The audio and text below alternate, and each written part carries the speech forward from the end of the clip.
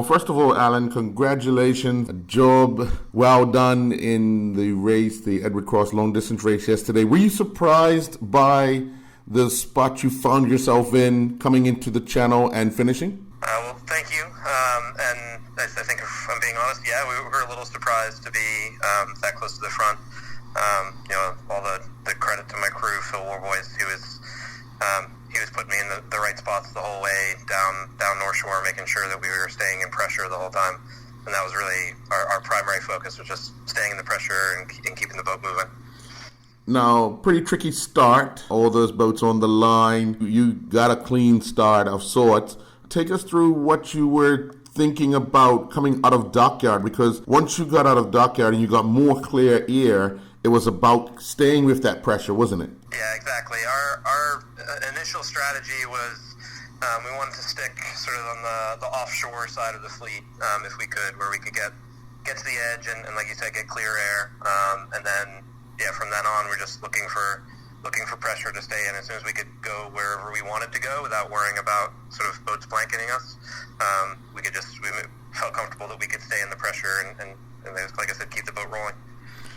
Not many of the sailors kept an eye on you, but Stevie Dickinson did, obviously, because as you got closer to St. George, you had a little bit of pressure and working your boat, and obviously Dale coming up on the inside, coming off of the shoreline, he sort of had a fast boat coming in there. But as you round Fort St. Catherine, and then you've got that beat towards the town cut, and then all the tacking in the town cut. When did you feel comfortable that a top three was in the cards for you?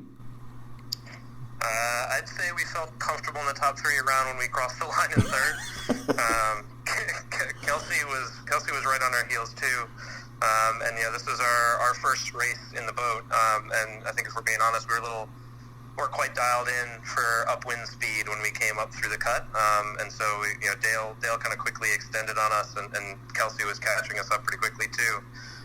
So we weren't sort of confident in that until we were sort of our last tack into the finish line. It's a tough fleet. There's a lot of really incredible sailors in it, so we were happy to be up near the front, and definitely not comfortable until the very end. Now, your first big race as a skipper in the Comet, what did you think of the fleet itself? Like I just said, it's in my opinion one of the most competitive fleets, certainly on the island. Just top to bottom, there's a lot of really really good sailors. And more than that, sort of one of the most welcoming environments I've ever had in a racing fleet. I wouldn't have even been on the line if not for Stevie's help getting the boat rigged up and tuned and everything. He was fixing parts for me, as recently as Friday last week, right before the big race. So I literally wouldn't have been on the starting line without his help. The competition, top to bottom, there's nowhere. And everyone in that fleet, I think, had a chance to win the race if they had sort of gotten a few breaks. So definitely a lot of tight racing and a lot of fun.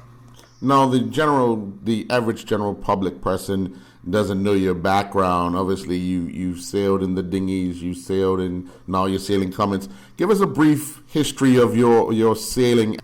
Sure. So I grew up sailing here in the island. My dad was a big sunfish sailor back in the day, and knows Stevie and Malcolm Smith from those days. And we sort of spent every weekend on the boat watching dinghy racing. And then once I was old enough racing in the dinghies, I started taking lessons at National Sailing Program in White's Island, back when I was a kid, and stayed with that program in the summer all the way through, until I finished college. Where I sort of started coaching there, and then ran the program for a few years while I was in college during the summer. So that was sort of the core for my sailing teaching. I was lucky enough to come in when the Opti class was really getting its wings. So Pablo Weber was a big coach of mine when I was growing up. And then I went away to boarding school for a couple of years, sailed at the Hotchkiss School. And then at Boston College, where Greg Wilkinson was my coach there, and a phenomenal coach and program. So I think that's probably where I grew the most in terms of my racing. And then I lived away in the States for a while and moved back a few years ago. And since then, I've been doing, the Boca racing, Wednesday night racing in town, getting back into dinghies a little bit, and dabbled with the Comets, and decided I wanted to get into the Comet fleet. That's where we are today. All right. Well, again, for your first Edward Cross long distance race, a third place finish. Still got that 2 spots to go, but I'm pretty sure that you feel as if more time in the boat will help you get to that goal. Yeah, I think hopefully, maybe Stevie retires one day and I can get to the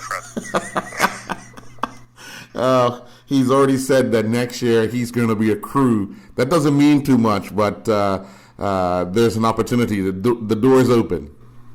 Yeah, I'm pretty confident whatever boat he's on is going to be very fast. So, yeah. And like I said, he's not the only one in the class that's good. There's Dale's a great sailor, Curtis and Rudy and all the guys. Like there's just a ton of really good talent in that fleet. It's part of the reason I'm having so much fun with it so far. All right. Well, looking forward to seeing you more and more on the waters of the of St. George, West Stand, and off of Mid-Atlantic, sailing the Comets. Sounds good. Looking forward